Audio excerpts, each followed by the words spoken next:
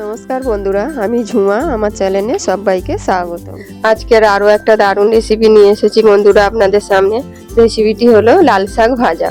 অল্প সময়ের মধ্যে কম খাটনিতে আমি কিভাবে শাকটা ভেজেছি আপনাদের কাছে শেয়ার করেছি। আপনারাও এইভাবে একবার বাড়িতে বানিয়ে খেয়ে দেখুন। আশা করি আপনাদেরও ভালো লাগবে বন্ধুরা। আর ভালো লাগলে একটা লাইক, শেয়ার, কমেন্ট করতে ভুলবেন না বন্ধুরা। এখানে আমি 1 কিলো লাল শাক নিয়েছি। লাল শাকটা কিন্তু খুব ভালো করে আমি ধুয়ে নিয়েছি। আর শাকের শুধু গোড়াটা আমি কেটে নিয়েছি। প্রত্যেকটা গোটা গোটাই শাকটা কিন্তু আছে, শুধু শেকড় যেটুকু থাকে সেইটুকুই আমি বাদ দিয়েছি। সব শুদ্ধ শাকটা আমি এখন গ্যাস অন করে দিয়েছি, কড়াতে দিয়ে দেবো। শাকটা কিন্তু আমি এখানে কাটবো না, এইভাবে গোটা গোটাই দিয়ে দেবো। খুব কম সময়ের মধ্যে কিন্তু রেসিপিটি তৈরি হয়ে যাবে বন্ধুরা। শাক কাটার ভয়ে কিন্তু অনেকে শাক খেতে চায় না, কিন্তু এইভাবে একবার করে দেখবেন আমি কিভাবে করছি। শাকটার মধ্যে আমি পরিমাণ মতো নুন দিয়ে দেবো, দিয়ে শাকটাকে ভালো করে আমি সেদ্ধ করে নেবো। ঢাকা দিয়ে দেবো। কতটা কমে গেছে বন্ধুরা, জল বেরিয়ে গেছে। আমি এইবারে শাকগুলো খুন্তি দিয়ে এইভাবে কেটে দেবো। একদম ছোট ছোট করে দেবো এইভাবে। গ্যাসটা আমার এখন বাড়ানো আছে, জলটাও শুকিয়ে যাবে। যতটা পারবো আমি খুন্তি দিয়ে এইভাবে কেটে কেটে দেবো বন্ধুরা। দেখুন শাকটা একদম শুকিয়ে গেছে জলটা। আমি এবার একটা প্লেটে ঢেলে নেব। কড়াই বসিয়েছি, কড়াতে আমি পরিমাণ মতন তেল দেবো।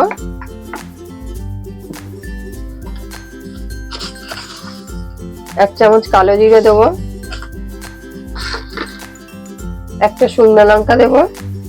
ফোড়নটা আমি ভালো করে লাল করে ভেজে নেবো। আমি এখানে 50 গ্রাম বাদাম নিয়েছি, চীনা বাদাম।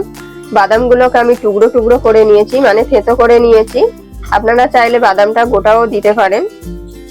আর এখানে 1 চামচ পোস্ত, 2টো কাঁচা লঙ্কা, একটা বড় পেঁয়াজ পাতলা করে কেটে নিয়েছি। আর 15 কোয়া রসুন আমি থেতো করে নিয়েছি, কিন্তু রসুনটা আমার ছোট ছোট বলে 15 কোয়া নিয়েছি, আর বড় হলে আপনারা কম দেবেন।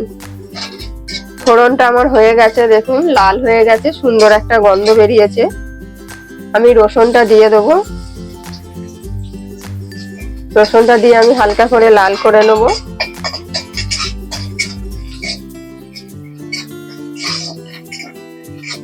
রসুনটা যখন হালকা লাল হয়ে যাবে তখন আমি পেঁয়াজটা দিয়ে দেবো। পেঁয়াজটাও আমি ভেজে নেবো লাল করে। পেঁয়াজটা আমার লাল হয়ে গেছে। কাঁচা লঙ্কা 2টো দিয়ে দিয়েছি। যে বাদামটা আমি কুচি করে নিয়েছিলাম, বাদামটাও আমি দিয়ে দেবো। দিয়ে একই সাথে ভালো করে ভেজে নেবো। 1 চামচ যে পোস্তটা দিয়েছি, পোস্তটা আমি দিয়ে দিয়েছি। খুব ভালো করে আমি ভেজে নিচ্ছি। ভাজা হয়ে গেছে আমার। এখানে 1 চিমটি হলুদ দেব। হলুদটা দিয়ে কিছুক্ষণ নাড়িয়ে নেব। সবকিছু ভাজা আমার ভালো করে হয়ে গেছে। এবার যে শাকটা নামিয়ে নিয়েছিলাম, শাকটা আমি দিয়ে দেবো। দিয়ে এবার খুব ভালো করে শাকটাকে ভেজে নেব। শাকটা খুব ভালো করে আমার ভাজা হয়ে গেছে। সবশেষে আমি 1 চামচ গুড় দেব।